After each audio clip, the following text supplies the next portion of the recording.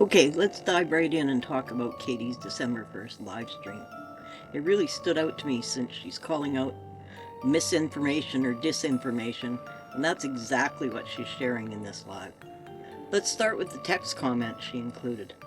Katie asks viewers, how many of you knew what the CFIA was about before the Ostrich situation?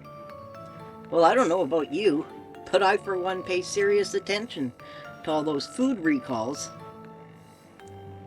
that we see. Here's a few examples, and those are just from November, from the last month. But from the farm's perspective, it's truly interesting that the CFIA was never on their radar. Since CFIA is the agency that oversees animal research in Canada and the licensing and regulation over veterinary biologicals. Veterinary biologics are animal health products, including vaccines, antibody products, and in vitro diagnostic test kits that are used for the prevention, treatment, or diagnosis of infectious diseases in animals, including domestic, livestock, poultry, pets, wildlife, and fish. An antigen is classified as a veterinary biologic. In section 4.10e, note the full description of a veterinary biologic in the second paragraph, and near the bottom where the highlighted area states the inclusion of experimental unlicensed veterinary biologics under their purview.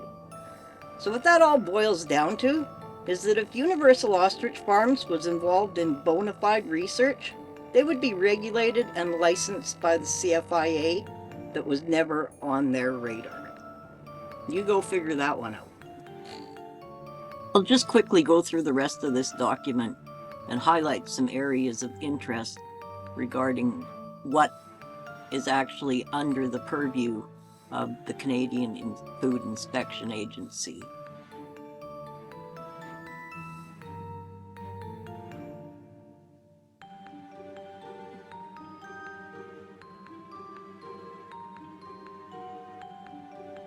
There is absolutely no way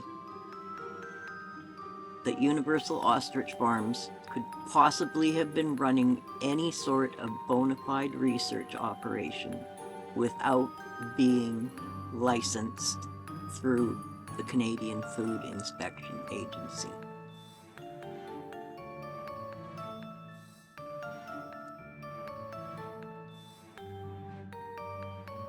I almost felt sorry for Katie when I first watched this live stream and read the text that she had left. But only for a second. And then I realized that it's all designed to convince people of a lie. And if they communicated with each other, they might have got away with it. But as you will see in the rest of this video, they clearly don't communicate with each other. And Katie's the one that seems to be the voice of the lies. One thing I have noticed is that Karen is probably the person least likely to say anything stupid. But then Karen is also the person least likely to say anything at all. She seems to leave it up to Katie to say most things, and then if she says something stupid and gets caught in a lie, Karen can always say that, oh, well, she didn't know what she was talking about.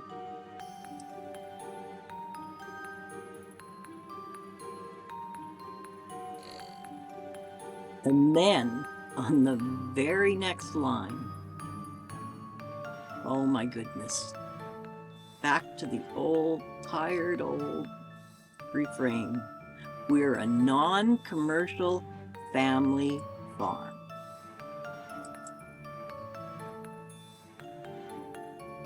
So let's look at that. Katie says, and she said it again and again and again and again, as has Karen, we're a non-commercial farm. So let's look at the definition of commercial. Commercial is of, relating to, or characteristic of commerce. Engaged in commerce, prepared, done, or acting with sole or chief emphasis on salability, profit, or success. Able to yield or make a profit. So let's look at some of the statements that Dave made in his affidavit. We're not going to deal with any hearsay or conjecture. Everything is directly from Dave's affidavit to stay the cull. So we start out with a couple of historical pieces of information about the Universal Ostrich Farms business arrangements. Dave talks about a letter of intent with Breathe Medical. And then he says in or around December 2020, Universal Ostrich Farm began procuring antigen from a company named Immune Biosolutions in Quebec.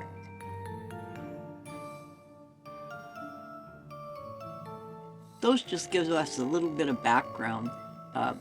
Nobody says they didn't do business in the past and they weren't a commercial operation. But then we go on to see that they incorporated Struthio Bioscience, which was clearly a profit-driven enterprise.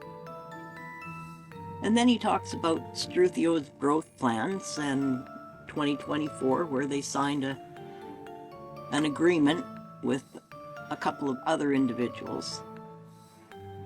Then we go on and we see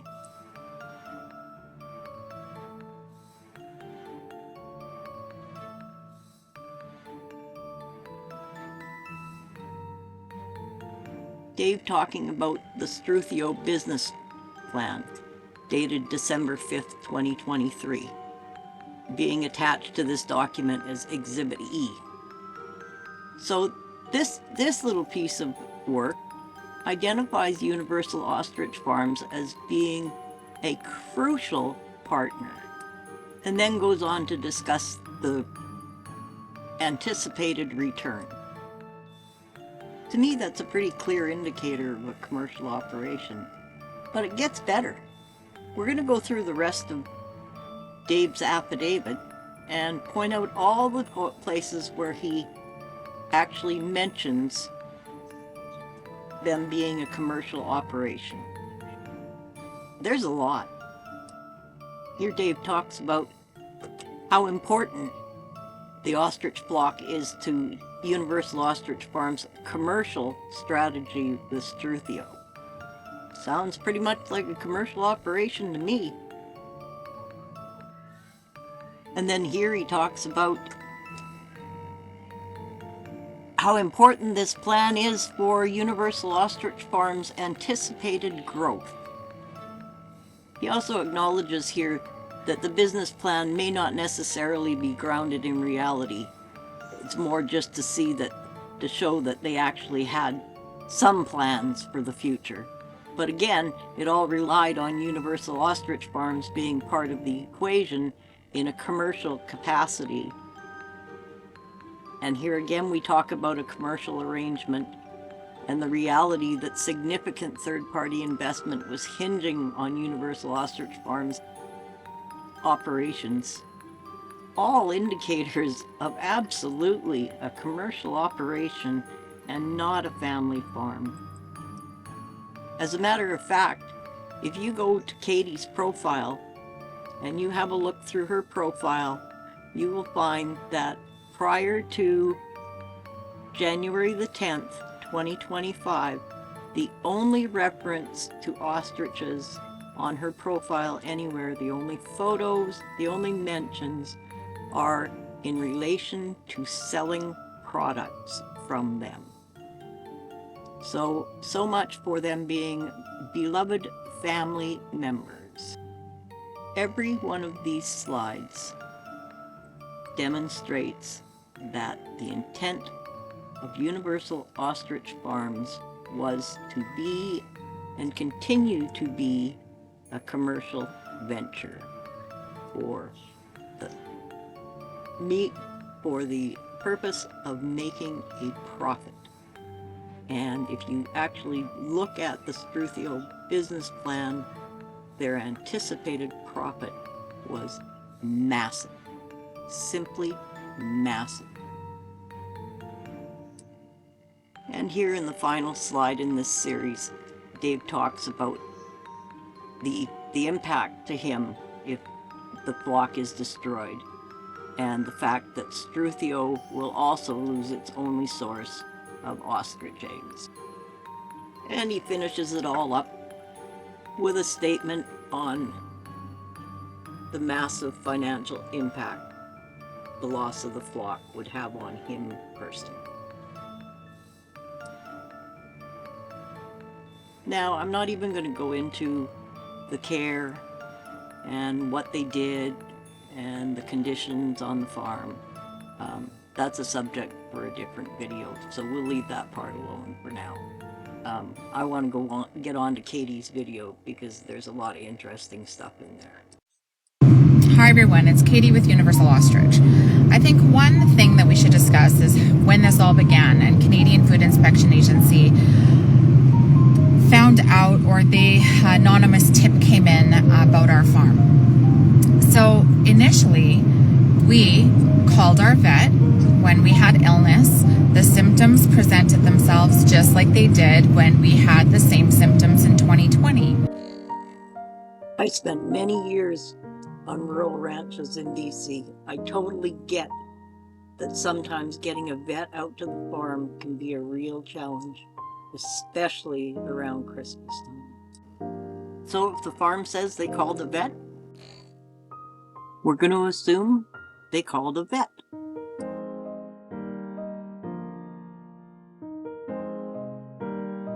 At that time, our vet took samples and that came back positive for Pseudomonas bacteria.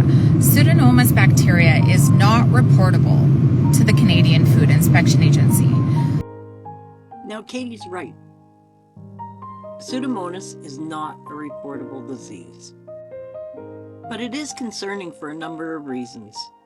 And the one thing that they don't tell you, that they keep leaving out when they talk about the Pseudomonas infection that they had in 2020, along with the Pseudomonas infection, there was also E. coli. Now, all of us know that E. coli is generally associated with sewage and filth. I mean, there's no other way to put it. Pseudomonas is found in many, many places. You probably got Pseudomonas on your skin right now. And that's okay, because it rarely affects healthy individuals. What we can infer from that is that the ostriches must have had some sort of compromised health in order for the Pseudomonas to actually become a problem in not just one, but at least 10 and possibly as many as 12 birds out of a herd of 250 at that time. Now, Pseudomonas is often found in places like hospital sinks and drains. It likes moist areas. But again, it's not normally a problem for healthy individuals. So maybe there was some reason that some of these birds were compromised. Were they some of the birds that they were injecting with antigens? One of the possible methods of infection is through dirty needles. So who knows? We weren't there. Did these mucky, manure-contaminated wallows that the ostriches bathed in contribute to the Pseudomonas and E. coli infection? Quite possibly. Another concern with Pseudomonas is it's zoonotic. It can be transmitted from animals to human and vice versa. So in December, when we had the same symptoms, we contacted our vet. As much as Canadian Food Inspection Agency wants to say we didn't, it is in our tribunal call logs with Canadian Food Inspection Agency where they discuss that they know we contacted our vet and that we were waiting to hear back from our vet. In those call logs, they also say that if our own vet thought that it was avian influenza, then to get our own vet to contact Canadian Food Inspection Agency. I just think that this is very important for people to understand. When Canadian Food Inspection Agency called us due to an anonymous tip, we were extremely cooperative because absolutely was not on our radar that it could be avian influenza. We thought it was Pseudomonas bacteria. So with that disinformation, I want to make that part very clear. It is in our own tribunal call logs with Canadian Food Inspection Agency that they know that we already contacted our vet. And we were just waiting to hear back from him because it was through the holidays. So it was harder to get a hold of the vet. One thing I think we need to be extremely concerned about is that anonymous calls can bring Canadian Food Inspection Agency to your door, and based off suspicion, Canadian Food Inspection Agency can kill every animal that you own. So if you have a disgruntled neighbor that's upset with your rooster crowing every morning, they can call Canadian Food Inspection Agency, and Canadian Food Inspection Agency could say that there was an anonymous tip, somebody was sure that you have avian influenza, and that would give them enough authority to come and kill every animal you own. So I just think that that's a very important piece to put out there. It's been 25 days since we had one of the biggest bloodsheds and inhumane killings in probably Canadian history on animals. And our hearts are still very broken, but we are piecing this all together. And the only reason we've been able to piece it together so well is because we've had the support and love of all of you. But this is a very big part of this whole story for everybody to really understand. So lots of love and light, and I just wanted to clear that up, and I send you all of our love from the farm, and we will continue with the updates as we have more. But again, based off suspicion, the Canadian Food Inspection Agency can kill every animal you own. The peacocks, I guess maybe we should touch base really. Peacocks in Summerland qualified as a distinct epidemiological unit. The ostriches at Universal Ostrich Farm did not qualify with exemption. I'm not going to bore you with all the details on the laws, the regulations. I will include that material at the end of the video, and if you want to see it, you can hang around and see it, and if you don't, you can just click out and see it. Is where we need to focus. They tested them. So it kind of is a little bit contradictive that we were unable to test any of the ostriches that were part of the mass slaughter on November 6th that Canada and all across the world had to witness and bear witness to. That has changed most of our lives forever. And so I'm very proud that they tested them. I'm so happy that those peacocks got to live. But what does that tell you about the actions of Canadian Food Inspection Agency on our farm on November 6th and 7th, when they were offered that the NIH and the FDA would do the testing, so they can't even use that they didn't have enough sources or resources. We offered to do the testing ourselves and handle the animals ourselves, so they can't even say that it would have been too difficult. Again, Canadian Food Inspection Agencies, what they're really good at is lying and misleading and killing. So again, I want to say how happy I am that these peacocks get to live, because they deserve that right. And they deserved the right to be tested before anything inhumane may have happened to them. But remember, that leads us into the question, then why were we not allowed to test our ostriches? So God bless every one of you. Thank you for standing with us. Love and light. And we're going to just continue along this journey of truth and advocacy for our farmers and a better future for our children, our grandchildren. And we're going to stay united because we're stronger together, and the world is going to continue to watch. So with all my love and all of our family's love, thank you for your prayers and your consistent, constant messaging of strength and hope. You are carrying us through some of our darkest days. So God bless every one of you. Thank you for being you. And together we will make the change that's necessary for our future generations.